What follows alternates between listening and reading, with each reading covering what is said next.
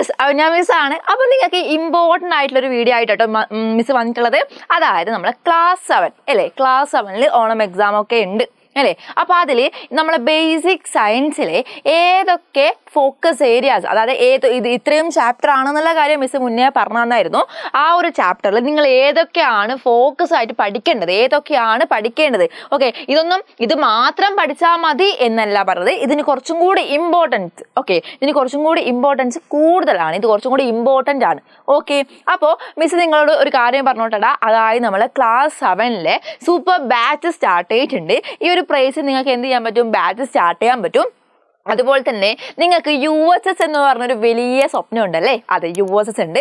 അതിലേക്കുള്ള ഫസ്റ്റ് സ്റ്റെപ്പാണ് നമ്മളെ ഓണം എക്സാം അല്ലേ. സെക്കൻഡ് ആണ് നമ്മൾ ക്രിസ്മസ് എക്സാം. അപ്പോൾ ഈ ഒരു ഓണം എക്സാമിനും ക്രിസ്മസ് എക്സാമിനും എല്ലാ സബ്ജക്റ്റിലും A ഗ്രേഡ് നേടിയ മക്കളെയാണ് എന്ത് ചെയ്യുക, USSലേക്ക് എന്ത് ചെയ്യുക, സെലക്ട് ചെയ്യുക. ഓക്കെ, അപ്പോൾ അതിനുവേണ്ടി നിങ്ങൾ ആദ്യം എവിടെ തുടങ്ങണം, ആദ്യം എവിടെ തുടങ്ങണം, നമ്മൾ ഓണം എക്സാമിൽ എല്ലാ സബ്ജക്റ്റിലും A ഗ്രേഡ് വാങ്ങാൻ വേണ്ടി നോക്കണം. അതിന് വേണ്ടിയിട്ടാണ് നിങ്ങൾക്ക് സൂപ്പർ ബാച്ച് സ്റ്റാർട്ട് ചെയ്തിട്ടുള്ളത്. ഓരോരോ ചാപ്റ്ററും നല്ല ഡീറ്റെയിൽ ആയിട്ടാണ് നമ്മളെ ആപ്പിൽ പഠിപ്പിച്ചു പോകുന്നുണ്ടാവുക. നിങ്ങൾക്ക് റെക്കോർഡഡ് ക്ലാസ് ഉണ്ടാവും, ലൈവ് ക്ലാസ് ഉണ്ടാവും, സൂം ഉണ്ടാവും, അതുപോലെ എന്താ ക്വസ്റ്റ്യൻ ഡിസ്കഷനൊക്കെ ഉണ്ടാവും, daily adapt question, check points, daily task, ഇതൊക്കെ നമ്മളെ പെയ്ഡ് ബാച്ച്, അതായത് നമ്മളെ ആപ്പിലെ മക്കൾക്ക് ഉണ്ടാവുന്നതായിരിക്കും. അപ്പോൾ നിങ്ങൾ ഒട്ടും വെയിറ്റ് ചെയ്യേണ്ട, വേഗം തന്നെ ജോയിൻ ചെയ്തോളൂ. നമുക്കതിനധികം ടൈമില്ല, എക്സാം അടുത്ത് വരികയാണ്. അപ്പം മിസ് ഈ പറയുന്ന കാര്യങ്ങൾ, ഈ ഒരു ഫോക്കസ് ഏരിയ നിങ്ങൾക്ക് ഇപ്പോൾ കേട്ട് പോയി കഴിഞ്ഞാൽ 2 ദിവസം കൊണ്ട് മറന്നു പോകും അല്ലേ. അപ്പോൾ അതിന് വേണ്ടിയിട്ടാണ് നിങ്ങൾക്ക് ഈ ഒരു PPT അല്ലെങ്കിൽ ഈ ഒരു നോട്ട്സ് ഏതൊരു ലൈവിൻ്റെ നോട്ട്സ് ആയാലും നിങ്ങൾക്ക് കിട്ടുന്നതായിരിക്കും, നിങ്ങൾക്ക് ഫ്രീ ആയിട്ട് കിട്ടും. അതിനുവേണ്ടി നിങ്ങൾ ചെയ്യേണ്ട കാര്യം ഇത്രമാത്രമാണ്.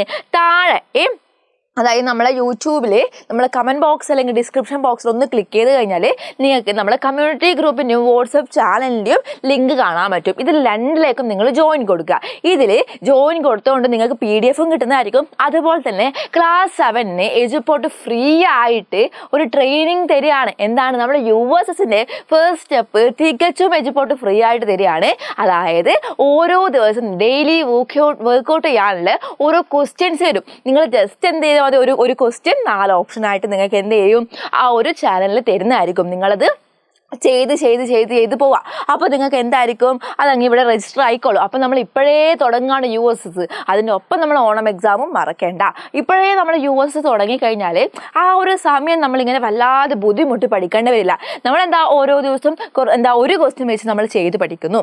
ഓക്കെ, ഇത്രയാണ് നമ്മൾ ചെയ്യുക. നിങ്ങൾ എന്ത് ചെയ്യുക, വാട്സപ്പ് കമ്മ്യൂണിറ്റി ഗ്രൂപ്പിലും അതുപോലെ നമ്മളെ വാട്സപ്പ് ചാനലിലും ജസ്റ്റ് ഒന്ന് ജോയിൻ ചെയ്താൽ മാത്രം മതി.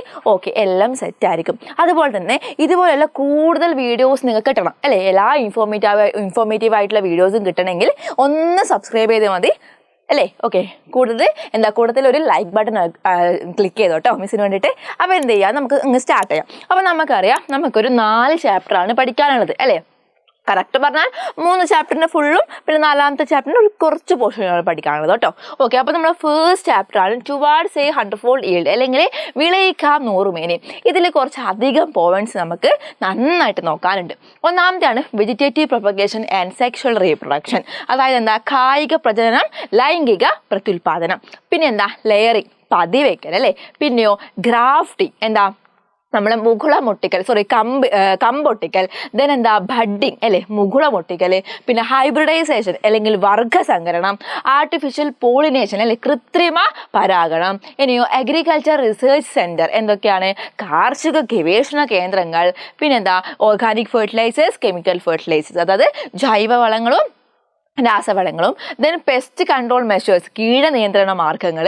പിന്നെ അഗ്രികൾച്ചർ സെക്ടേഴ്സ്, അതായത് കാർഷിക സംരംഭങ്ങൾ. ഇതൊക്കെയാണ് നിങ്ങൾ എന്തായാലും നന്നായിട്ട് പഠിക്കേണ്ട പോർഷൻസ്. ഇത് മാത്രം പഠിച്ചാൽ മതി എന്നില്ല, മാക്സിമം ഒക്കെ ഇതിൽ പോകുന്നുണ്ട്. ഇനി ഇതിൻ്റെ തന്നെ ഓരോരോ വീഡിയോസ് നമ്മൾ എജുപോർട്ടിലെ ചാനലിൽ നോക്കിക്കഴിഞ്ഞാൽ നിങ്ങൾക്ക് കാണാൻ പറ്റും. അങ്ങനെയും നിങ്ങൾക്ക് സിമ്പിളായിട്ട് പഠിക്കാൻ വേണ്ടി പറ്റും.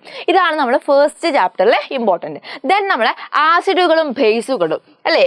സെക്കൻഡ് ചാപ്റ്റർ ആണ് ആസിഡ് ആൻഡ് ബേസസ് അല്ലേ, ആസിഡുകളും ബേസുകളും. ഓക്കെ, ഇതിൽ ഇൻഡിക്കേറ്റേഴ്സ് അല്ലെങ്കിൽ സൂചകങ്ങൾ, ലബോറട്ടറി ഇൻഡിക്കേറ്റേഴ്സ് അല്ലെങ്കിൽ ലാബ് സൂചകങ്ങൾ, acid and food items, acid some details and acid and metals, അതായത് നമ്മളെ ഓരോരോ ഭക്ഷണ പദാർത്ഥങ്ങളിൽ ഓരോരോ ആസിഡ് ഉണ്ടെന്നുള്ള കാര്യം നമുക്കറിയാം. അതുപോലെ ആസിഡിൻ്റെ കുറച്ച് ഡീറ്റെയിൽ ആയിട്ടുള്ള കുറച്ച് കാര്യങ്ങളൊക്കെ നിങ്ങൾക്ക് പഠിക്കാനുണ്ട്. പിന്നെയോ ആസിഡുകളും ലോഹങ്ങളും തമ്മിൽ ആ ഒരു റിയാക്ഷനൊക്കെ ഇതിൽ പഠിക്കാനുണ്ട്. ഓക്കെ, അപ്പോൾ ഇത്രയും കാര്യങ്ങളാണ്, ഇത്രയും പോയിന്റ്സ് ആണ് നിങ്ങൾ നന്നായിട്ട് നോക്കേണ്ടതായിട്ടുള്ളത്. ദെൻ നമ്മളെ തേർഡ് ചാപ്റ്റർ ആയ വൈദ്യുതിയുടെ ലോകം അല്ലെങ്കിൽ the world of electricity, the world of electricity, the വൈദ്യുതിയുടെ ലോകം, ദ വേൾഡ് ഓഫ് ഇലക്ട്രിസിറ്റി. മൂന്നാമത്തെ കാര്യങ്ങളാണ് വൈദ്യുതി ലഭ്യത, സെല്ലും ബാറ്ററിയും. എന്താ? Availability of electricity, cell and battery. ഇനിയോ സെല്ലുകൾ, റീചാർജ് ചെയ്യാൻ കഴിയുന്നവയും കഴിയാത്തവയും, ബൾബ്, വൈദ്യുത സർക്യൂട്ട്. എന്താ? Rechargeable and non rechargeable cells and lamp and electric circuit. Then switch, ചാലകങ്ങളും ഇൻസുലേറ്ററും അല്ലേ? എന്താണ്? Switches, conductors and insulators. Then കൂടുതൽ സർക്യൂട്ടുകൾ നിർമ്മിക്കാൻ ഉപയോഗിക്കുന്ന ഉപകരണങ്ങൾ. More electric circuit, tools used for constructing circuits, symbols of components. Then emergency ലാമ്പിന്റെ നിർമ്മാണം, കൺസ്ട്രക്ഷൻ ഓഫ് എമർജൻസി ലാമ്പ്. ഇനിയോ വൈദ്യുത ഷോക്ക്, വൈദ്യുതിയുടെ സ്രോതസ്സുകൾ, ഇലക്ട്രിക് ഷോക്കും ഇലക്ട്രിസിറ്റി ജനറേഷനും. ഇത്രയും പോയിന്റ്സ് ആണ് നിങ്ങൾ മൂന്നാമത്തെ ചാപ്റ്ററിൽ നന്നായിട്ട് നോക്കാനുള്ളത്. കുറച്ച് കൂടുതലുണ്ട്, വിസിനെ അറിയാം. ബട്ട് 7ാം ക്ലാസ്സിലെ മക്കളാണ്, നമ്മൾ അപ്പർ പ്രൈമറിയിൽ ഏറ്റവും സീനിയേഴ്സ് ആണ്. നമുക്ക് ഇത്രയും കൂടുതൽ പഠിക്കാനുണ്ട്, നമുക്ക് അതിനുള്ള കഴിവുണ്ട്. ഓക്കെ, അപ്പോൾ നമ്മുടെ 4th ചാപ്റ്റർ ആണ്. ഈ 4th ചാപ്റ്റർ മുഴുവനായിട്ടൊന്നും പഠിക്കാനില്ല കേട്ടോ. ഒരു ചെറിയൊരു ടോപ്പിക് മാത്രമേ ഉള്ളൂ. പ്രകാശം പ്രതിപതിക്കുമ്പോൾ, വെൻ ലൈറ്റ് റിഫ്ലെക്സ്. ഇതാണ് നമ്മുടെ 4th ചാപ്റ്റർ. ഇതിൽ സുതാര്യം, അധാര്യം, അർദ്ധധാര്യം, അതായത് ട്രാൻസ്പാരന്റ്, ട്രാൻസ്ലൂസന്റ് ആൻഡ് ഒപ്പാക്. ഇത്ര മാത്രമേ, ഈ ഒരു പോർഷൻ വരെ മാത്രമേ പഠിക്കാനുള്ളൂ. ഈ ഒരു ചാപ്റ്ററിൽ മൊത്തത്തിൽ ഇതുവരെ മാത്രമല്ല, ഇതുവരെയാണ് നമ്മൾ എന്ത് ചെയ്യേണ്ടത്?